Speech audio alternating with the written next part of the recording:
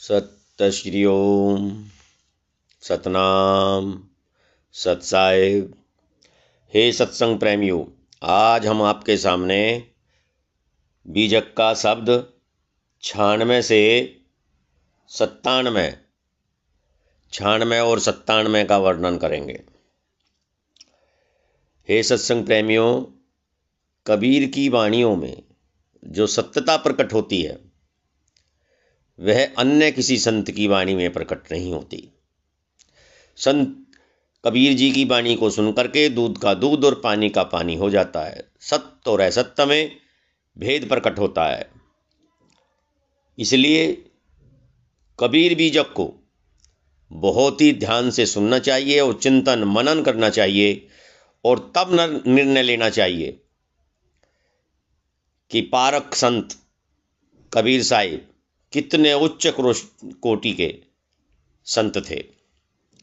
शब्द 96। काको रोवो गैल बहु तेरा, बहुतक मुवल फिरल नहीं फेरा। जब हम रोया तब तुम ने सम्हारा, गर्भवास की बात विचारा। अब तय रोया क्या तय पाया, के ही कारण अब मोही रोवाया। कहे कबीर सुनो संतो भाई, काल के बसी परो मति कोई। कबीर साहिब कहते हैं कि मैंने लोगों को कितना समझाया, बहुत समझाया मैंने लोगों को, लेकिन मेरी बात को किसी ने ध्यान में नहीं रखा। अब रोते हैं, कहते हैं कि किस किस के लिए रोया जाए, किस किस के लिए रोया जाए। मेरे सामने तो बहुत से व्यक्ति इस संसार से विदा हो गए और आज तक नहीं लौटे। अब जाने के बाद कोई आता है क्या? नहीं आता। मेरे सामने कितने लोग विदा हो गए और आज तक नहीं लौटे। हे प्राणी, जब तुझे करुणापूर्वक समझाया, कहते हैं कि जब मैंने तुम्हें समझाया था, जब तुमने यौवन के नशे में मेरी बातों पर ध्यान ही नहीं दिया, जवानी के नशे में, पुनः गर्भवास हेतु काम किए, अब बूढ़ा हो गया है, समस्त अंग ढीले पड़ गए हैं, तो साधनहीन बना रो रहा है। इससे क्या लाभ होता है? भैया मुझे क्यों दुख दे रहे हो? अब तुम्हें समझाने से कोई लाभ नहीं है, अब तुम्हारे रोने का सुनने से भी कोई लाभ नहीं है। अब मैं तुम्हारा कोई भला नहीं कर सकता। जब मैं तुम्हारा भला करना चाहता था और तुम्हें समझाता था, उस समय तुम जवानी के नशे में चूर थे और मेरी बात पर ध्यान नहीं दिया। तुम चाहते तो अपने इन दुखों का निवारण कर लेते, आज नहीं रोते। अब मुझे परेशान मत करो, अब मुझे दुख मत दो। साहिब कहते हैं कि हे संतो, काल से ग्रसित वस्तुओं की ममता में न पड़ना, समय रहते संभल जाना ही बुद्धिमानी है। कहे कबीर सुनो संतो भाई, काल के बसी परो मति कोई। कोई काल के बस मत पड़ो। शब्द 97। अल्लाह राम जियो तेरी नाई, जिन पर मेयर हो तुम साईं। क्या मुंडी भुई सिर नाए, क्या जल देहे नहाए। खून करे मिसकीन कहाए, अवगुण रहे छिपाए। क्या वजु जप मंजन किए, क्या महजिद सिर नाए। हृदय कपट निमाज गुजारे, क्या हज मक्के जाए। हिंदू व्रत एकादशी 24-30 रोजा मुसलमाना। 11 मास कहो किंटारे, 1 महीना आना। जो खुदाए महजीद वसूत है, और मुल्क कही केरा। तीरथ मूरत राम निवासी, दुईमा किन्हू नहेरा। पूरब दिशा हरि को वासा, पश्चिम अल्ल मुकामा। दिल में खोजी दिलई मखोजो, ये करीमा रामा।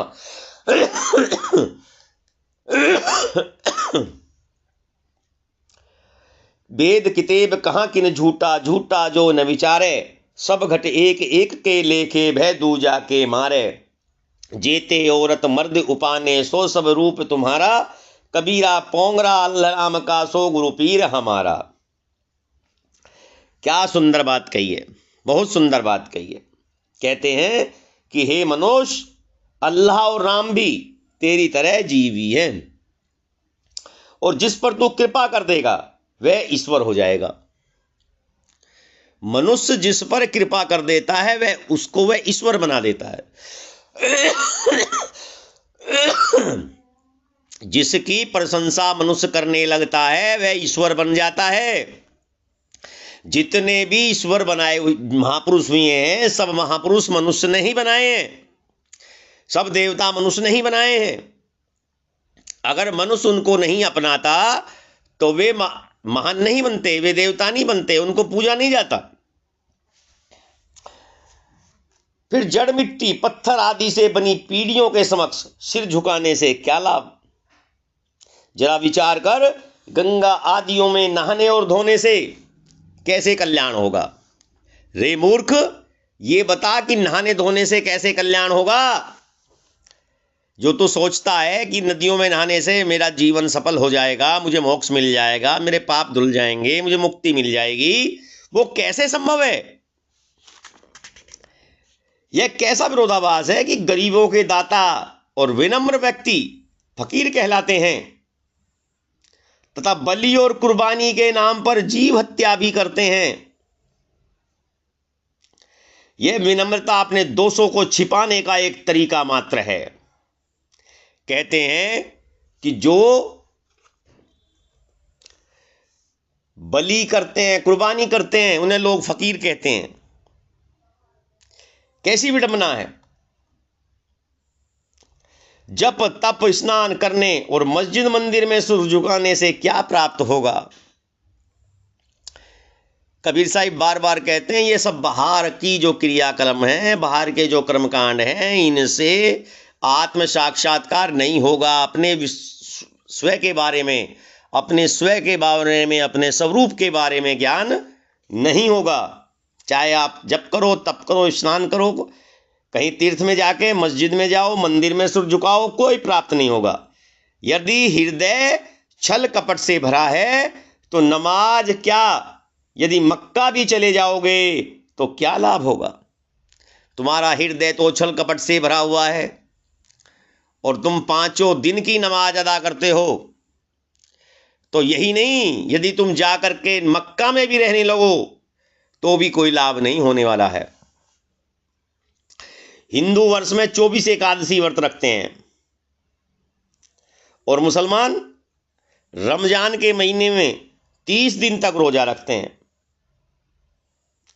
कहते हैं ना रमजान का महीना पवित्र होता है, तो साहिब कहते हैं कि हिंदू तो 24 एकादशी रखते हैं और मुसलमान रमजान के महीने को पवित्र बताते हुए 30 दिन का रोजा रखते हैं।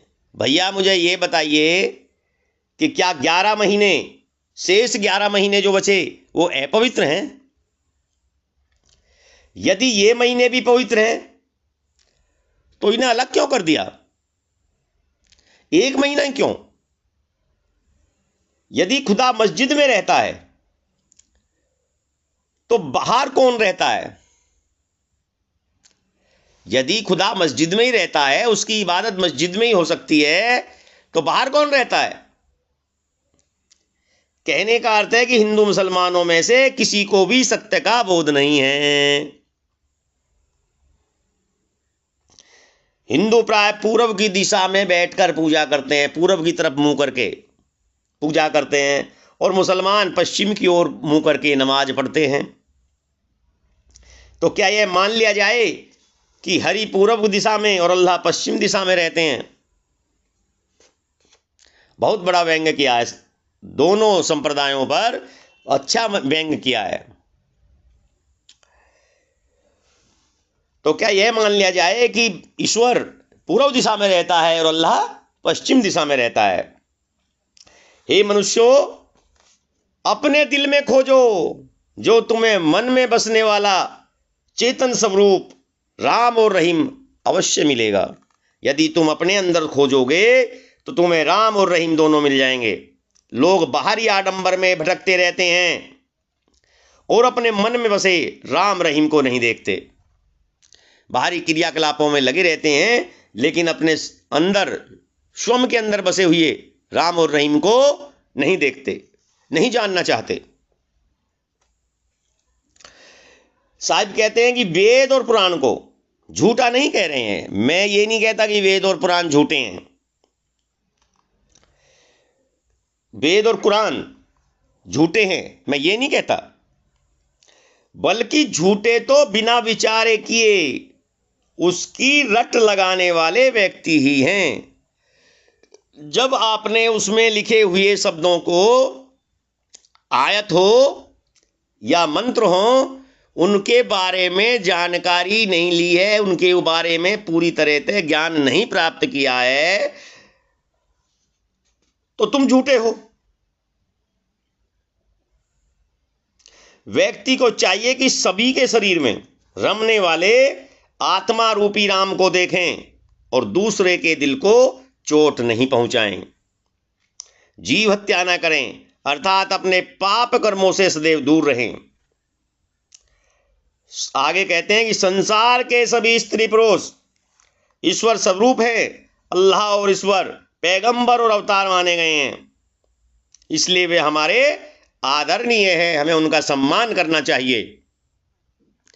चाहे पैगंबर हो चाहे अवतार हो, वे हमारे लिए आदरणीय हैं, हमें उनका सम्मान करना चाहिए।